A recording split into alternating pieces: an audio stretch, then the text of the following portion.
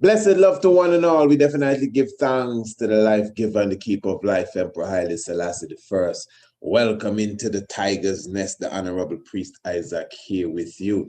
As usual, a wonderful program in store for you. We're going to talk about the Pharaoh of the Bible. We want to know exactly who the Pharaoh of the Bible is. At least we want to know if it is really Ramesses II. And this program is leading us into this Saturday evening and the other Saturday evening. Of course, you know, previous Saturday evening, we began with the first part of our three-part series entitled The Living Gods of Kemet. So this Saturday, which is the 31st day of July, that is 2021, 7 p.m. sharp, we will be coming with that second lecture. I'm talking about the Living Gods of Kemet Part 2, Semenkare. Oh, yes, and this is our second online lecture within the series. And then the Saturday after that, we will be bringing it to a conclusion with the third edition of the three-part series that will be dealing with the individual we'll be talking about this evening, Ramesses II, but that will be entitled Ramessu II. And of course, you know his full name is Ursama at Ra Setepen Ra Ramessi Mary Amin. Okay, just got to make sure I get that correctly. And remember, of course, you know, originally, because people are still contacting me, asking how they could get their tickets for the third lecture. I know originally we said that the first two lectures would be free. That is the lecture that was Saturday gone. If you haven't seen that lecture, by the way, you should visit our YouTube page, first of all. And it's right there, Tutankhamun and Akhenaten. In fact, it's entitled The Truth About Akhenaten and Tutankhamun. And then what you need to do that you just watch the lecture if you haven't seen it. Now, as I said, many ones have been asking about how to make their payments for the third lecture. Again, originally, we did plan that the first two lectures would be free, and then the third lecture would be a webinar, as we always do. You know, we give at least one webinar per month where you pay and you come into the webinar hall and you full enjoy the level of the university presentation that we give. But we decided to make that lecture free. So the full Living Gods of Kemet series will definitely be broadcast on YouTube. But here, how we're going to work together now. This is a teaching lesson now. And in a sense, it's almost like an exam because we got to work together. The third lecture is going to be what I refer to as a contribution lecture.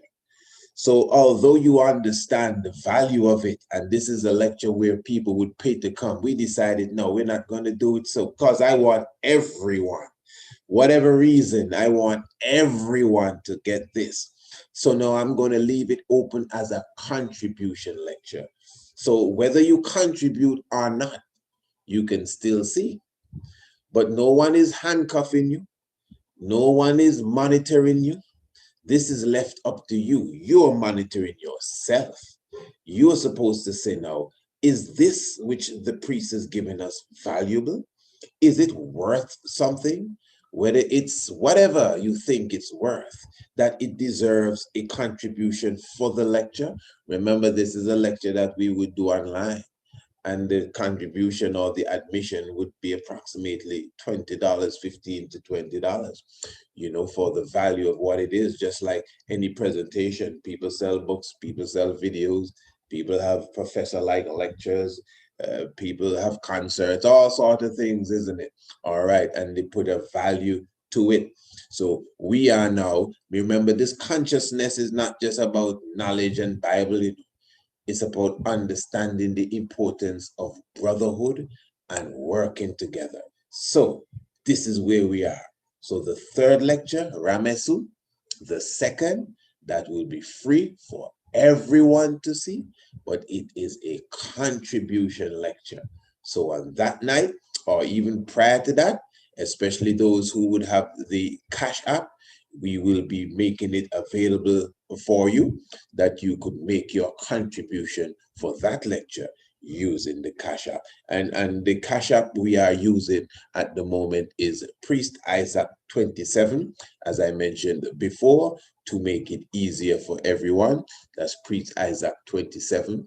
And the link for the CashApp is in the description below this video. So you could just go in the description below this video and you see the link for the CashApp if you desire to make that contribution for that third lecture, not the second one coming up and not the one gone, but the third lecture, which is Ramessu II, and that will be definitely wonderful. Now, those who may have made any transaction with the previous CashApp, that's okay. You don't have to worry. Nothing went wrong, but we have created this one, make it a bit easier for you. You know, what you're accustomed to. As I said, Priest Isaac 27 is this new CashApp. And again, the link is in the description below. All right, so I'm positive that you clearly comprehend what we are saying. Now, to the subject at hand, and this is just in preparation, you know, like previous night on the Shock of the Hour, we did a nice program directly dealing with Semenkare, and that was in preparation for what is coming on Saturday evening. And this is why you should also be a part, you know, of the Shock of the Hour international radio program. This is a program that comes to you every Monday, Tuesday, Wednesday, and Thursday, you see me. Yes, international radio program dealing with many different aspects of the information, knowledge, and theology, and biology, and all sorts of vibration. We have a wonderful program tonight too, going into many different aspects, biblically as well. The Shock of the Hour, definitely much more than you even see on the internet. So you should be a subscriber to the Shock of the Hour for sure. And of course, you could just email me, priestisaac27@gmail.com, and we will get that done. Speaking of the Bible, I want to read from the book of Exodus, chapter 5. And we will read from, let's say, verse 5. And Pharaoh said, behold, the people of the land now are many, and ye make them rest from their burdens. He talking to Moses and Aaron. And Pharaoh commanded the same day the taskmasters of the people and their officers, saying, ye shall no more give the people straw to make bricks, as heretofore. Let them go and gather straw for themselves. What? And the tale of the bricks which they did make heretofore, ye shall lay upon them. Ye shall not diminish aught thereof, for they be idle. Therefore they cry, saying, let us go and sacrifice to our God. Let their more work be laid upon the men. Let their more work be laid upon the men, that they may labor therein, and let them not regard vain words. And the taskmasters of the people went out, and their officers, and they spake to the people, saying, thus saith Pharaoh, I will not give you straw. Go ye, get you straw, where ye can find it, yet not aught of your work shall be diminished. So the people were scattered abroad throughout all the land of Egypt to gather stubble instead of straw.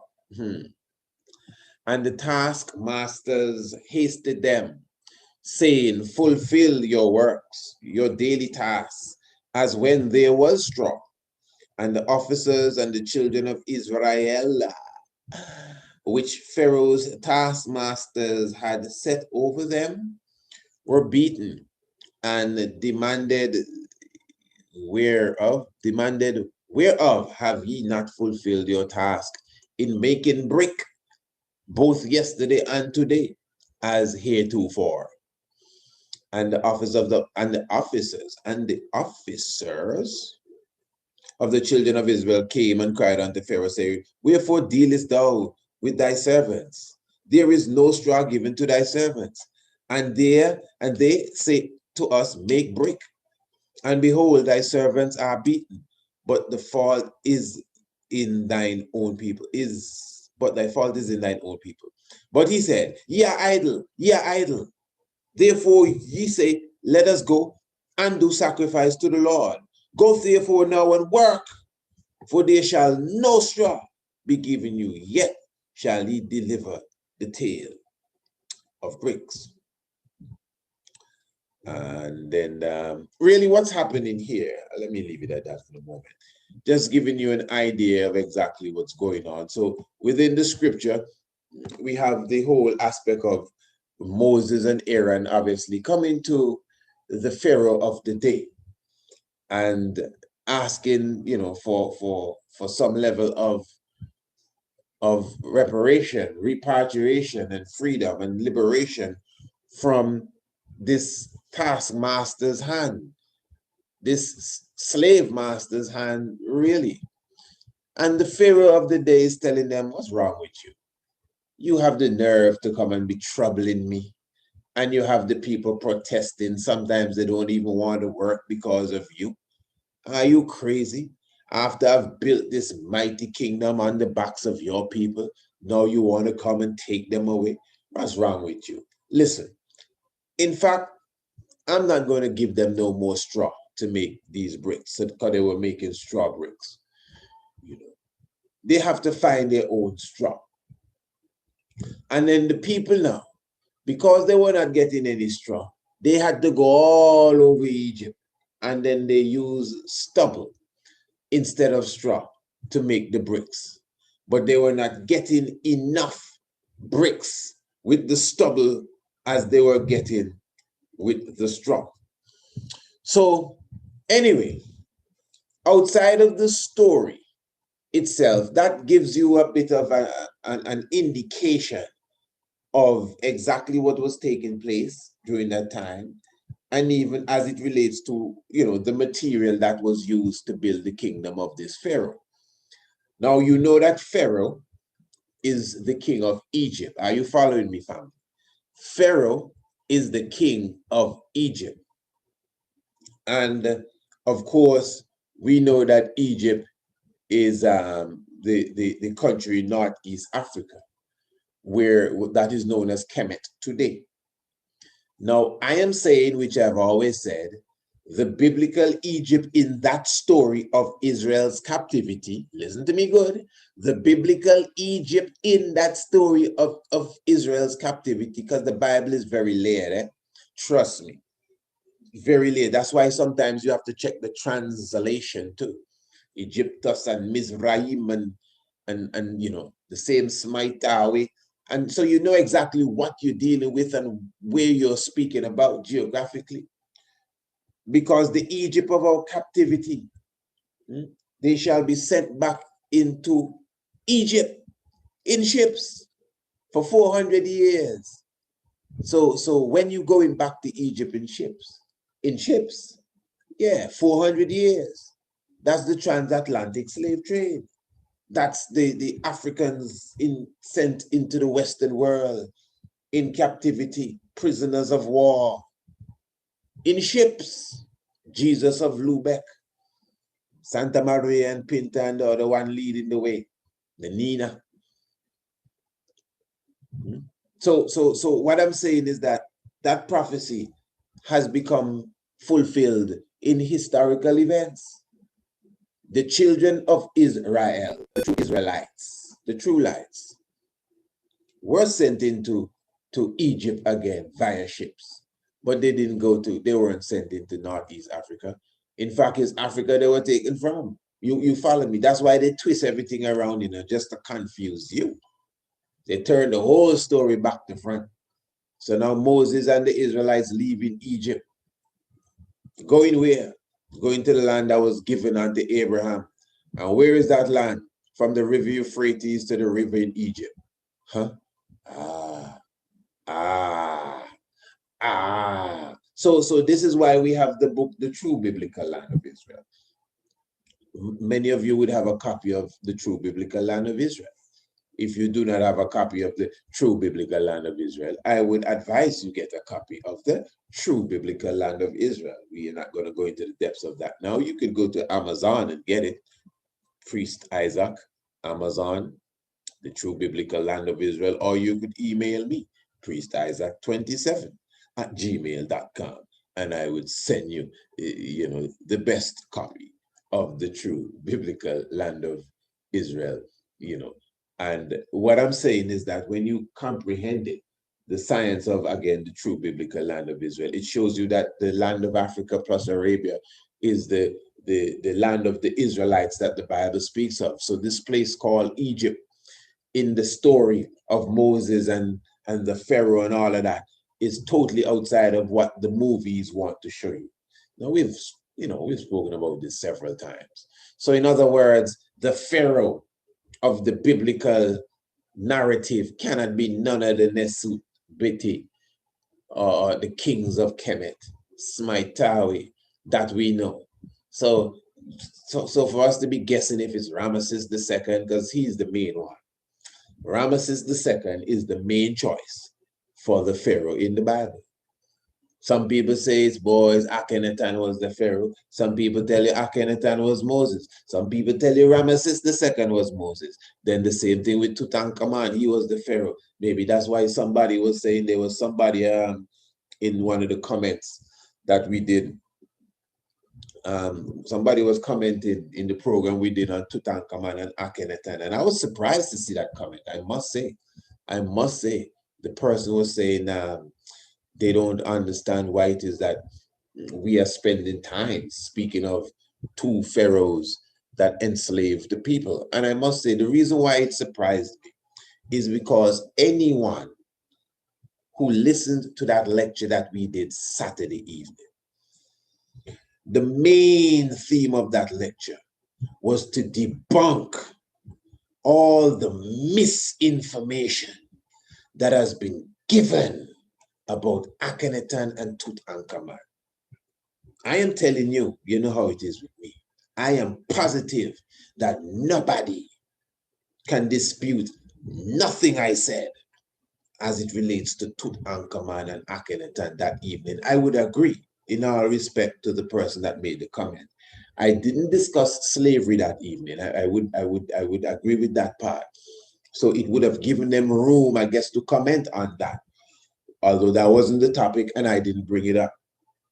But you must admit that other things that have been said foul about Akhenaten and Tutankhamun, I totally put it to rest on Saturday evening, because you can't resurrect it.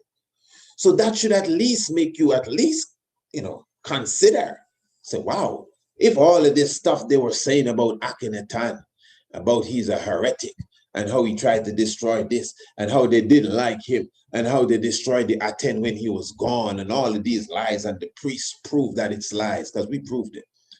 After seeing that, I would believe anyone who is genuine in their heart would at least humble a bit and say, well, this thing about them enslaving their own people, maybe I should take my time and look into that too.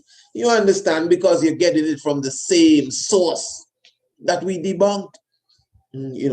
So Akhenaten and Tutankhamun are no pharaohs that were enslaving the children of Israel and all of that. Come on, man. Do not blend our ancient history into make-believe. Straight up. Yeah. But you see what it is? That's why we can't go nowhere. Because it's coming from one of our own. Yeah. It's not coming from Neil deGrasse Tyson. Straight up.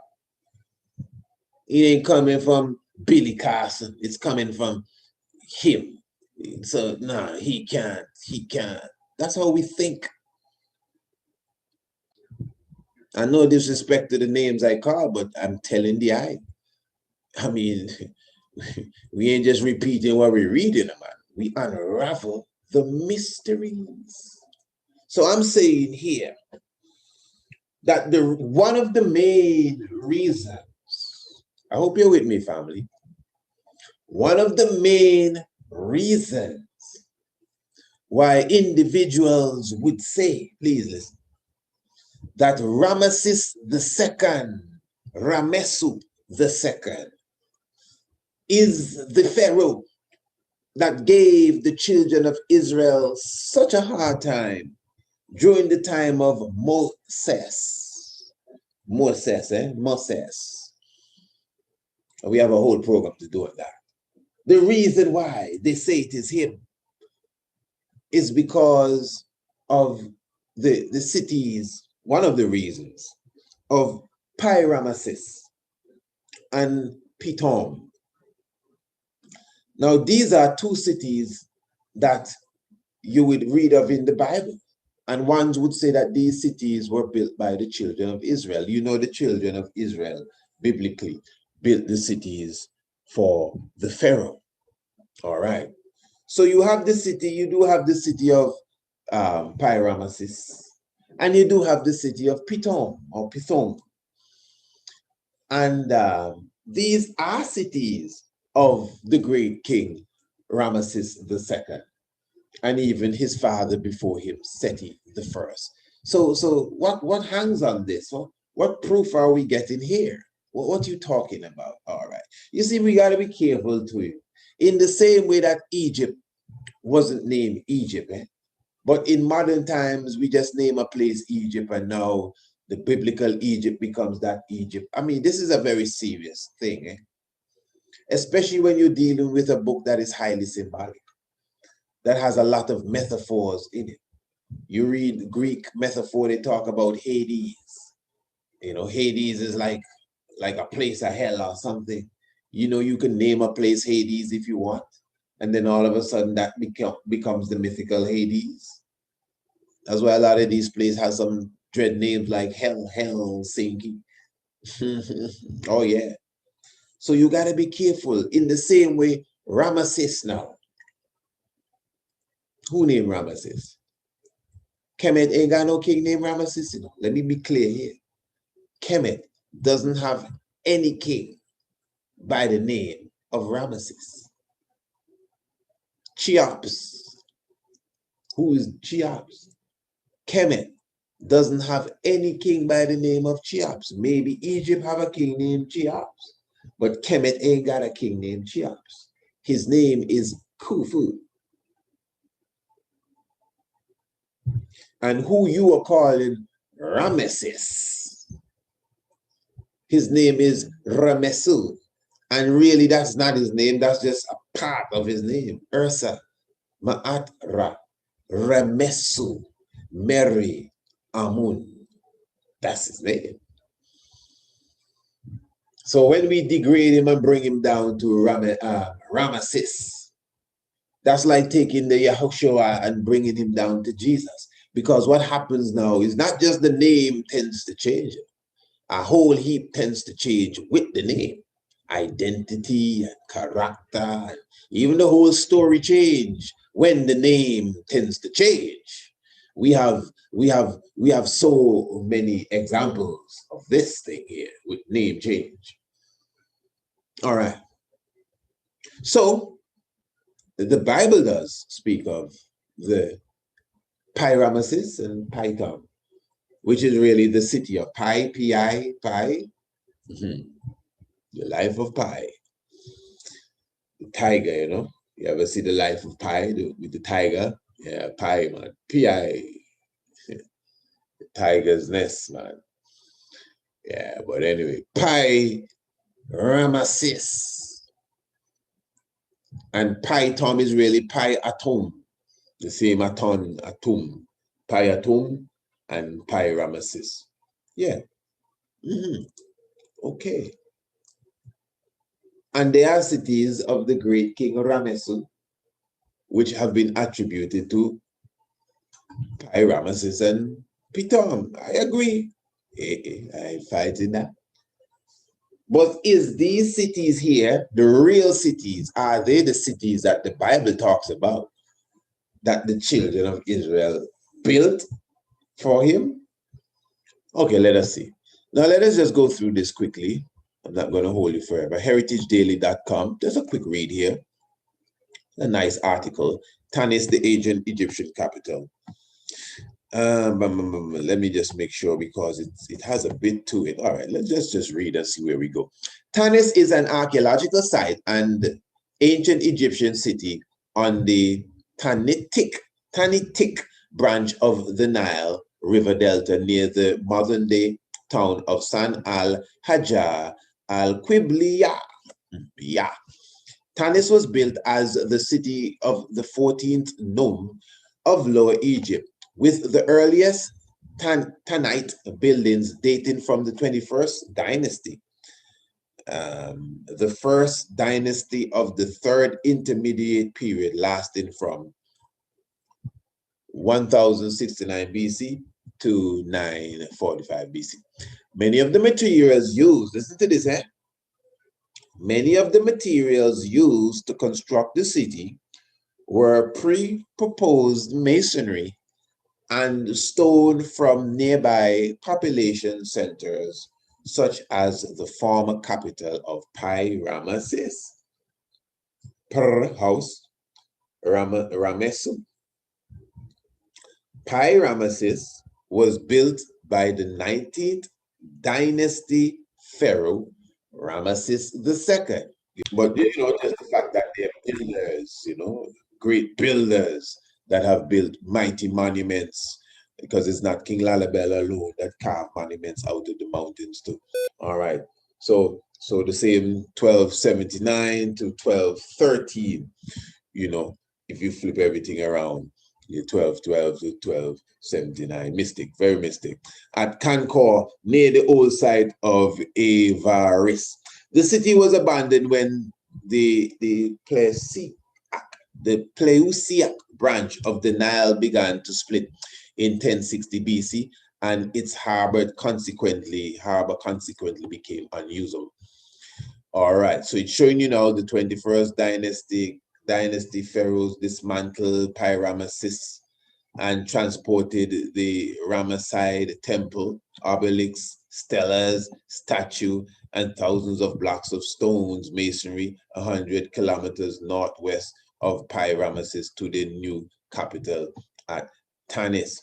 You understand? So if you know that history, so what it's saying here is basically the material that would have built that mighty city of Ramesses. A lot of it was moved and taken to this new area to construct the new city there in Tanis, and that is for sure. And this could be understood and seen in many different aspects of Kemet, where a lot of the features of this city was moved about. All right, very important. Now, I want to deal with a few of the artifacts as it relates to the structure of this city that was moved about and have been found and have been discovered. And I want to speak about the makeup of the structure. Now, this, first of all, this is the door jamb block of Ramesses II. Bear with me, family, or tiger with me, we're almost done. And it says here, the limestone door jamb block bears the name of the Egyptian pharaoh, Ramesses II. You see? We don't even have to go too much further, but let me just say it again. The limestone door jamb block bears the name of the Egyptian pharaoh, Ramesses II. The name of the pharaoh is written inside cartouche, the royal name ring with the sun disk above and the hieroglyph for gold. All right. The symbol of eternity below. From the temple of Ptah at Memphis, reigned the Ramesses II, 1279, 1213 BC, and this is in the National Museum of Ireland Archaeology, Dublin, Republic of Ireland. Good. Now, you see where that is? Ireland. All right. So that is the limestone. This one is made of limestone here. This is another stela of the great Ramesses II. This one is in Munich, Germany. And look at it here. Limestone boundary stela of the Egyptian Pharaoh, Ramesses II. The king smites his enemies above the god Set, also written Seth. And this is from Wadi San Noor in modern day Egypt, New Kingdom, 19th dynasty, again in Munich. So this is a limestone stela. And then you have this relief here. I'm just going to go through these quickly, these relief. This one is this sandstone temple wall relief depicts the Egyptian pharaoh Ramesses II praying. And this is the sandstone. This is from the wall now. This is a relief from the wall. And this also is in Munich, Germany.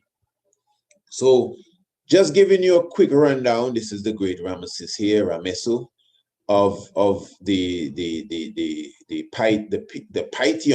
Pitom, pardon me, and also the temples at Ramessu, or Ramessu, which is Ramesses.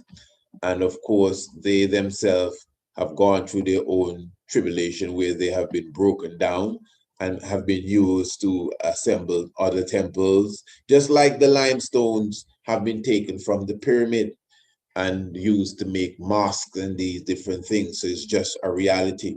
But the point is that you can find the remains down to the walls. You can find them in certain places, and you can find them in museums, and then you can even check the other buildings that Ramesses built, because of course you have Abu Simbel.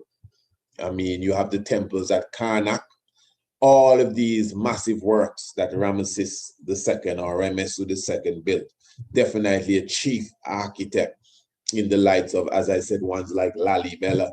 That's why it's mystic how the numbers align, well, depending on whose chronology that you use. But the point is, you know, he's a great architect. Are you following me, family? He's a great architect, so his works are there. Ramesses II, Ramessu II, his works are there. You can go and check it out. They still remain.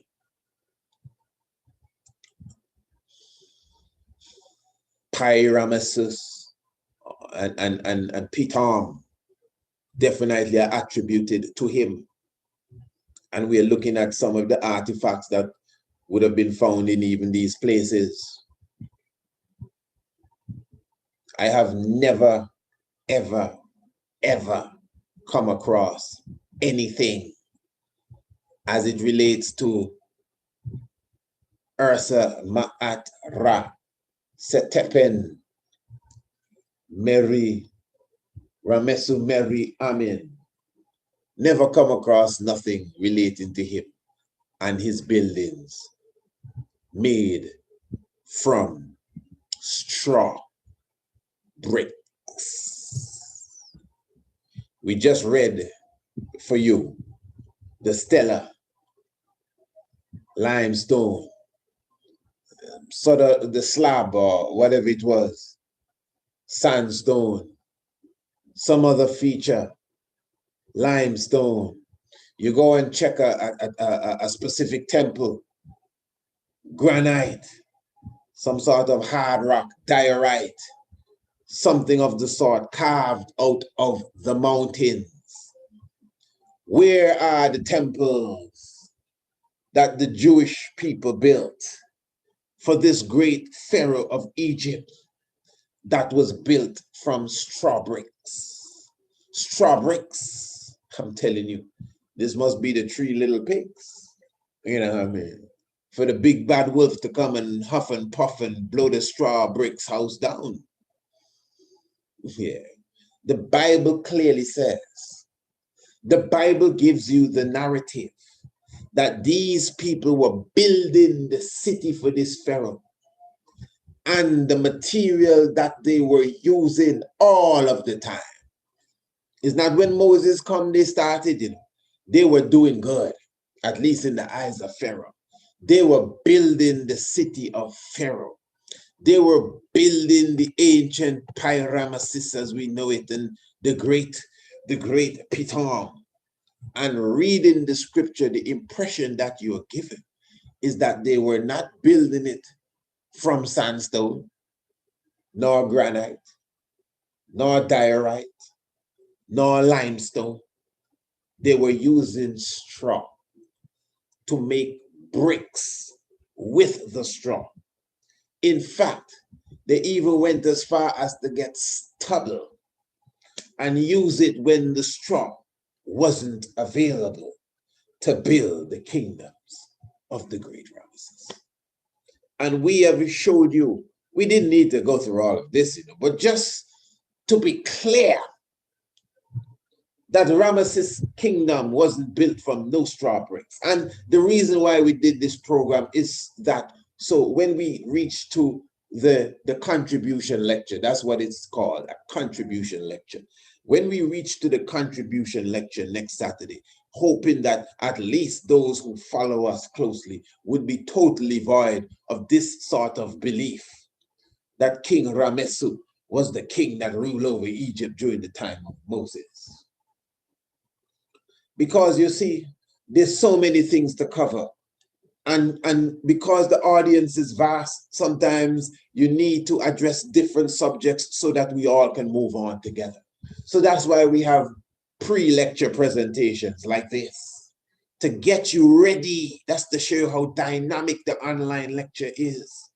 So at least we don't have to even talk about this when we get there, because we won't be dealing with nobody that wants to learn, that would be thinking, wow, I thought Ramesses was the Egyptian king when Moses was there.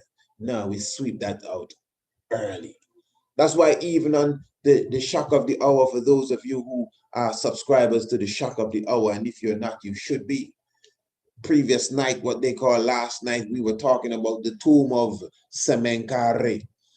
Not that we'll not address it again Saturday coming, but at least my students in the shock of the hour, they are more prepared for the lecture coming Saturday, just because of the program we did last night.